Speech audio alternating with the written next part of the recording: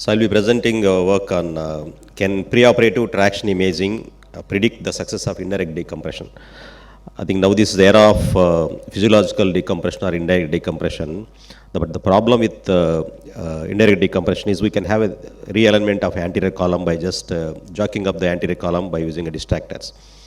And this can be easily done with OLIF procedure or now the so commonly adopted Camin's procedure, Camin's fusion procedure, where is OLLIF, where you can distract the anterior disc space and jack up the anterior space and then reduce and fuse the spine, realign the spine by just doing percutaneous things.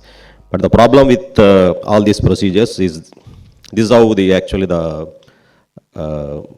transforaminal decompression procedures are being done. So you can just pass a larger cage and that distracts the anterior column. So indirectly, physiologically, it decompresses the spinal canal. But to believe that this is going to work in particular case is a big problem. The success and identifying the ideal candidate has always been a problem. It's a surgeon's inquisitiveness or what he feels that I can able to reduce this patient is the one thing, and difficult to estimate how much we can decompress. There are some MRI features and CT scan features and the rest pain. Those patients who had rest pain, they are not going to improve or successful for indirect decompression, but those who have pain only on standing and walking can be improved. But the severity of stenosis, so we can just calculate these things by cross-sectional area, Shija's classification, an intradiscal vacuum sign.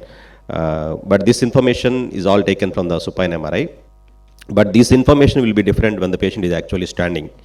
There will be a lot of further compression which happens when the patient is potentially standing. So we have, we hypothesize that as the indirect decompression works on the principle of preoperative traction, so why can't we apply preoperative traction before and then do these things? We have 20 patients, it's a single center study.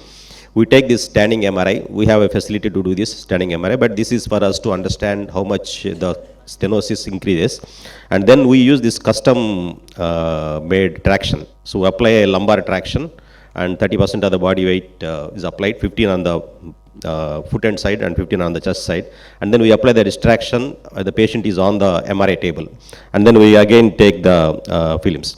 So this is how it is being done. You can see that supine, the amount of compression, and when the patient is standing, so we can see how much of the compression is being worsened, and again patient is applied on the traction.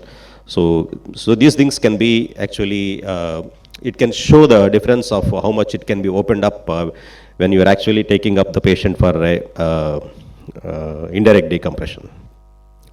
So that's how it is. There is also a reduction in the elasticity in standing and then in the traction.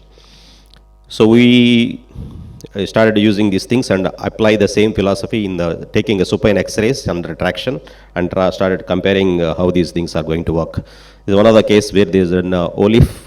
You can see how the traction is being applied, and then surgery has been done, and the post-operatively the exact amount of decompression which is achieved when the patient is under traction can be reflected in the post-operatively.